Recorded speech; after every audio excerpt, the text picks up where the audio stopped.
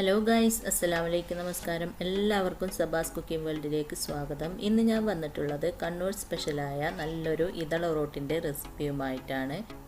ഇത് നമുക്ക് ബ്രേക്ക്ഫാസ്റ്റായും ഡിന്നറായും നല്ല കറീൻ്റെ കൂടെ നല്ല ചിക്കൻ കറി, ബീഫ് കറി, അതുപോലെ മട്ടൻ കറി, നല്ല എരിവില്ല മീൻ മുളകിട്ടത്, അതിൻ്റെ കൂടെയെല്ലാം നല്ല ടേസ്റ്റാണ് കേട്ടോ. പിന്നെ നമുക്കിത് വേണമെങ്കിൽ ഗസ്റ്റൊക്കെ വരുമ്പോൾ ഉണ്ടാക്കാനും കൂടെ പറ്റിയ ഒന്നാണ്.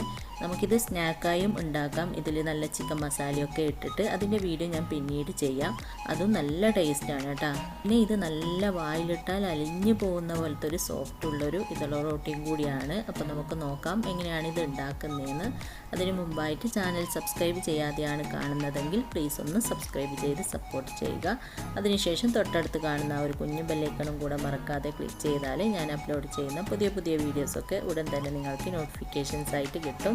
അപ്പോൾ നമുക്ക് വേഗം തന്നെ എങ്ങനെയാണ് നല്ല ടേസ്റ്റി ആയിട്ടുള്ള ഇതള റൊട്ടി ഉണ്ടാക്കുന്നതെന്ന് നോക്കാം.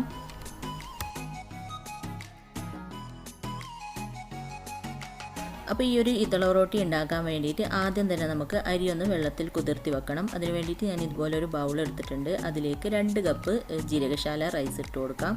ജീരകശാല റൈസ് എന്ന് പറയുമ്പോൾ നമ്മൾ നെയ്ച്ചോറും ബിരിയാണിയൊക്കെ വെക്കാൻ എടുക്കുന്ന ആ ഒരു ചെറിയ അരിയില്ല, നേരിയരി എന്ന് പറയും നമ്മൾ കണ്ണൂരൊക്കെ, ആ അരിയാണ് എടുക്കേണ്ടത്. ഈ അരി കൊണ്ടും പിന്നെ ബസ്മതി റൈസ് കൊണ്ടും ഒക്കെ നമുക്ക് ഉണ്ടാക്കാം. ഏറ്റവും കൂടുതൽ ടേസ്റ്റ് ഈ ഒരു നേരിയരി വെച്ച് ചെയ്യുമ്പോഴാണ്. അതിൻ്റെ ആ ഒരു മണമൊക്കെ വരുമ്പോൾ നല്ല ടേസ്റ്റാണ്. ഇനി ഇത് നന്നായിട്ടൊന്ന് കഴുകി എടുത്തിട്ട് വരാം.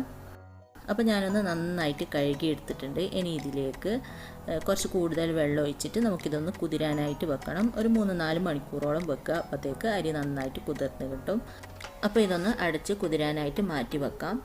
അങ്ങനെ അരി നമ്മൾ കുതിരാനായിട്ട് അടച്ച് വെച്ചിട്ട് ഒരു 4 മണിക്കൂറോളം കഴിഞ്ഞിട്ടുണ്ട്. ഇപ്പോൾ അരിയെല്ലാം നല്ലതുപോലെ കുതിർന്നിട്ടുണ്ട്. ഇനി നമുക്കിതിൽ വെള്ളം ഒന്ന് കളഞ്ഞിട്ട് വരാം. അങ്ങനെ വെള്ളം ഒന്ന് കളഞ്ഞെടുത്തിട്ടുണ്ട്. ഇനി ഇതിലേക്ക് നമുക്ക് ഒരു 4 ടേബിൾ സ്പൂൺ ചോറ് ചേർത്ത് കൊടുക്കാം.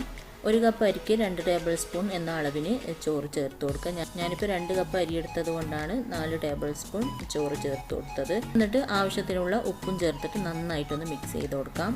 അങ്ങനെ നന്നായിട്ടൊന്ന് മിക്സ് ചെയ്തിട്ടുണ്ട്. ഇനി ഇതൊന്ന് അരച്ചെടുക്കാം. അതിന് വേണ്ടിയിട്ട് ഒരു മിക്സീൻ്റെ ജാർ എടുത്തിട്ടുണ്ട്. അതിലേക്ക് ഈ അരിയിൽ നിന്ന് പകുതിയോളം അരി ഇട്ട് കൊടുക്കാം. ഇത് 2 പ്രാവശ്യം ഇട്ടിട്ട് അരക്കേണ്ടി വരും. നിങ്ങളുടെ ജാറിൻ്റെ വലുപ്പം അനുസരിച്ചിട്ട് അരി ഇട്ട് കൊടുക്കുക. ഇനി ഇതിലേക്ക് ഒരു 2 ഏലക്കായ് ചേർത്ത് കൊടുക്കാം. ഏലക്കായിൻ്റെ ഫ്ലേവർ ഇഷ്ടമാണെങ്കിൽ ചേർത്ത് കൊടുക്കുക, അല്ലെങ്കിൽ ചേർക്കണ്ട. ഇനി നമുക്കിതിലേക്ക് തേങ്ങാപ്പാലാണ് ചേർത്ത് കൊടുക്കേണ്ടത്. അപ്പോൾ നമ്മളിത് വെള്ളം ചേർത്തിട്ടല്ല അരച്ചെടുക്കുന്നത്, തേങ്ങാപ്പാൽ ചേർത്തിട്ടാണ്. ഞാനൊരു 1/2 ലിറ്റർ തേങ്ങാപ്പാലാണ് എടുത്തിട്ടുള്ളത്. അത്യാവശ്യം നല്ല കട്ടിയിൽ തന്നെ തേങ്ങാപ്പാൽ എടുക്കുക. എന്നിട്ട് അതിൽ നിന്ന് അരക്കാൻ ആവശ്യമായിട്ടുള്ള തേങ്ങാപ്പാൽ ഇപ്പോൾ ഒഴിച്ച് കൊടുക്കുക. എന്നിട്ട് നന്നായിട്ട് നല്ല പേസ്റ്റ് പോലെ അരച്ചെടുക്കുക. അങ്ങനെ നല്ല പേസ്റ്റ് പോലെ അരച്ചെടുത്തിട്ടുണ്ട്. ഇനി നമുക്കിതൊരു ബൗളിലേക്ക് ഒഴിച്ച് കൊടുക്കാം. എന്നിട്ട് ബാക്കിയുള്ളതും ഇതേപോലെ തന്നെ അരച്ചെടുക്കുക. അങ്ങനെ ബാക്കിയുള്ളതും കൂടെ അരച്ചിട്ട് ഇതിലേക്ക് ഒഴിക്കുന്നുണ്ട്. എന്നിട്ട് ആ ഒരു മിക്സീൻ്റെ ജാറുണ്ടല്ലോ, അതിലേക്ക് കുറച്ച് തേങ്ങാപ്പാൽ ഒഴിച്ചിട്ട് നന്നായിട്ട് മിക്സ് ചെയ്തതിന് ശേഷം അതും കൂടെ ഒഴിച്ച് കൊടുക്കുക.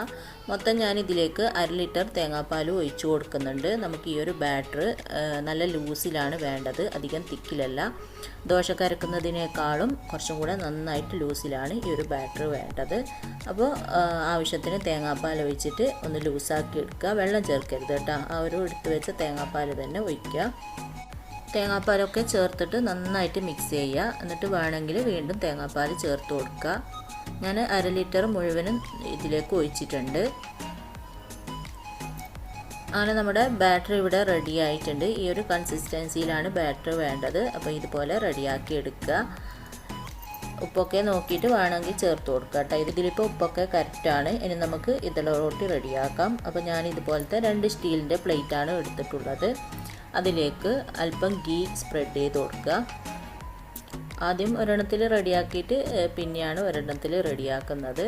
ഇതുപോലത്തെ 3 എണ്ണത്തിൽ റെഡിയാക്കേണ്ട ബാറ്റർ ഉണ്ടേനു. ഇത് കുറച്ച് ചെറിയ പ്ലേറ്റാണ്. നിങ്ങളുടെ അടുത്ത് വലിയ പ്ലേറ്റ് ഉണ്ടെങ്കിൽ വലുതൊക്കെ എടുത്തോളൂ. നന്നായിട്ട് ഗീ സ്പ്രെഡ് ചെയ്തതിന് ശേഷം ഒരു സ്റ്റീമറിൽ വെള്ളം വെച്ചിട്ട് നന്നായിട്ടൊന്ന് ചൂടാക്കിയിട്ടുണ്ട്. അതിലേക്ക് ഈ ഒരു പ്ലേറ്റ് ഇറക്കി വെച്ച് കൊടുക്കുക. എന്നിട്ട് പ്ലേറ്റ് അത്യാവശ്യം ഒന്ന് ചൂടാവുമ്പോൾ നമ്മൾ റെഡിയാക്കിയ ആ ഒരു ബാറ്റർ ഉണ്ടല്ലോ, അതൊന്ന് മിക്സ് ചെയ്തതിന് ശേഷം ഒരു കയ്യിൽ ബാറ്റർ നമുക്കിതിലേക്ക് ഒഴിച്ചു കൊടുക്കാം.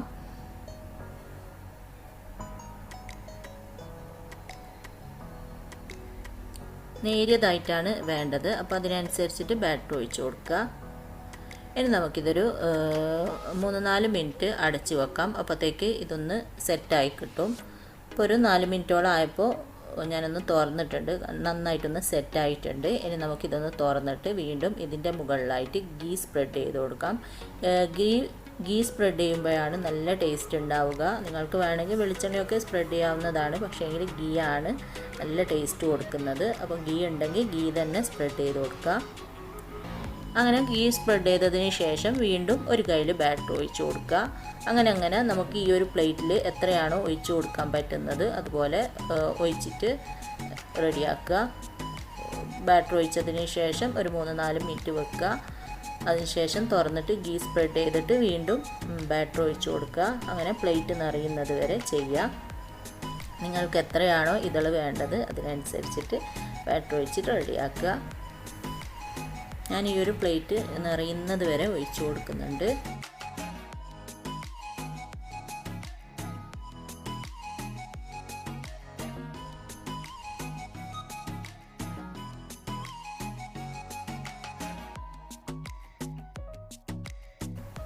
അങ്ങനെ ബാറ്റർ ഒഴിച്ച് ഗീ സ്പ്രെഡ് ചെയ്ത് അങ്ങനെ ലാസ്റ്റ് എത്തിയിട്ടുണ്ട്. ലാസ്റ്റത്തെ ബാറ്റർ ഒഴിച്ച് കഴിഞ്ഞാൽ ഒരു 10 മിനിറ്റോളം വെക്കുക കേട്ടോ.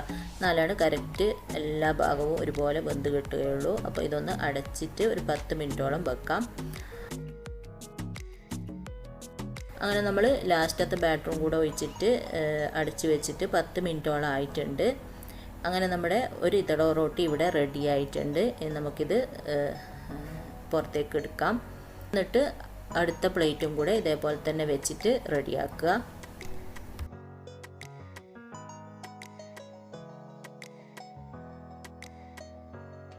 അങ്ങനെ 2 പ്ലേറ്റ് ഇതള റൊട്ടി ഇവിടെ റെഡി ആയിട്ടുണ്ട്. ഞാൻ റെഡിയായതിന് ശേഷം പുറത്തേക്ക് എടുത്തിട്ട് കുറച്ചൊന്ന് ചൂടൊക്കെ പോയിട്ടുണ്ട്. ഇനി നമുക്ക് പ്ലേറ്റിൽ നിന്ന് ഒന്ന് ഇതുപോലെ സൈഡൊക്കെ വിടിയിച്ചതിന് ശേഷം സെർവിങ് പ്ലേറ്റിലേക്ക് മാറ്റാം. സൈഡൊക്കെ പെട്ടെന്ന് തന്നെ വിട്ട് വരും, അതിനൊന്നും ഒരു ഇതുമില്ല. നന്നായിട്ട് ഗീ സ്പ്രെഡ് ചെയ്ത് കൊടുത്താൽ മതി. നമുക്കിത് സെർവിങ് പ്ലേറ്റിലേക്ക് മാറ്റാം.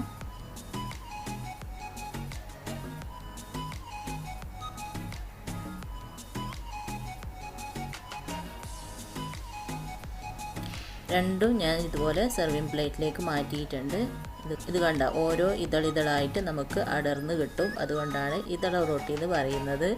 ഇനി നമുക്കിത് കട്ട് ചെയ്ത് സെർവ് ചെയ്ത് കഴിക്കാവുന്നതാണ്. അപ്പം ഞാനിത് കട്ട് ചെയ്ത് സെർവ് ചെയ്യുന്നതും കൂടെ കാണിച്ചു തരാം. നിങ്ങൾക്ക് ഇഷ്ടമുള്ള രീതിയിൽ കട്ട് ചെയ്യുക. ഞാനിതുപോലെയാണ് കട്ട് ചെയ്യുന്നത്. ഇങ്ങനത്തെ 3 ഇതള റൊട്ടി ഉണ്ടാക്കാനുള്ള പ്ലേറ്റിലേക്കുള്ള ബാറ്ററാണ് ഉണ്ടായത്. ഒരെണ്ണം ഞാൻ ഒഴിച്ചിട്ട് വെച്ചിട്ടുണ്ട്. ഇത് കണ്ട ഇതുപോലെ ഇതളിതളായിട്ട് നമുക്ക് അടർത്തിയെടുക്കാൻ പറ്റും. ചെറുതായിട്ടൊന്ന് ചൂട് പോയതിന് ശേഷം മുറിച്ചെടുക്കുക കേട്ടോ. ചൂടോടെ ആകുമ്പോൾ കൈ കൊള്ളും.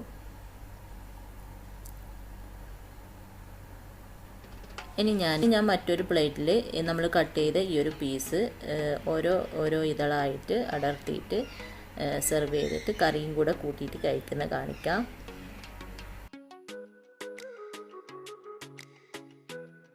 ഇതുപോലെ ഓരോ ഇതളിതളായിട്ട് അടർത്തി വെച്ചിട്ടുണ്ട്. ഇനി ഞാൻ ഇതിൻ്റെ കൂടെ കഴിക്കാനായിട്ട് ഉണ്ടാക്കിയിട്ടുള്ളത് നല്ലൊരു വറുത്തരച്ച ചിക്കൻ കറിയാണ്. അതിൻ്റെ വീഡിയോ ഞാൻ ഓൾറെഡി ഇട്ടിട്ടുണ്ട്. അടിപൊളി ടേസ്റ്റി ആയിട്ടുള്ള കറിയാണ്. പത്തിലിൻ്റെ കൂടെയൊക്കെ സൂപ്പറാണ് കേട്ടോ, നെയ്ച്ചോറിൻ്റെയും പത്തിലിൻ്റെ ഒക്കെ കൂടെ. അപ്പോൾ ഞാൻ വറുത്തരച്ച കോഴിക്കറിയാണ് ഉണ്ടാക്കിയിട്ടുള്ളത്. അതും കൂട്ടിയിട്ട് ഭയങ്കര ടേസ്റ്റ് ആയിരുന്നു. നിങ്ങൾക്ക് ഒന്നിക്കിൽ എന്തെങ്കിലും നല്ല കറി കൂട്ടിയിട്ട് കഴിക്കാം, അല്ലെങ്കിൽ പാലും തേങ്ങാപ്പാലും പഞ്ചസാരയും ഒക്കെ ഇട്ടിട്ട് അങ്ങനെ വേണമെങ്കിൽ അങ്ങനെ കഴിക്കാം. അടിപൊളി ടേസ്റ്റാണിത്. അപ്പോൾ നിങ്ങളെല്ലാവരും ട്രൈ ചെയ്ത് നോക്കുക. എന്നിട്ട് ഇഷ്ടമായ അഭിപ്രായം പറയാനും ലൈക്ക് ചെയ്യാനും ഷെയർ ചെയ്യാനൊന്നും മറക്കരുത്. എപ്പോഴും പറയുന്നത് പോലെ സബ്സ്ക്രൈബ് ചെയ്യാതെ കാണുന്നവരുണ്ടെങ്കിൽ ഒന്ന് സബ്സ്ക്രൈബ് ചെയ്ത് സപ്പോർട്ട് ചെയ്യുക. അപ്പോൾ ഇൻഷാ അല്ലാഹ് അടുത്ത പുതിയ വീഡിയോ ആയിട്ട് നമുക്ക് വീണ്ടും കാണാം.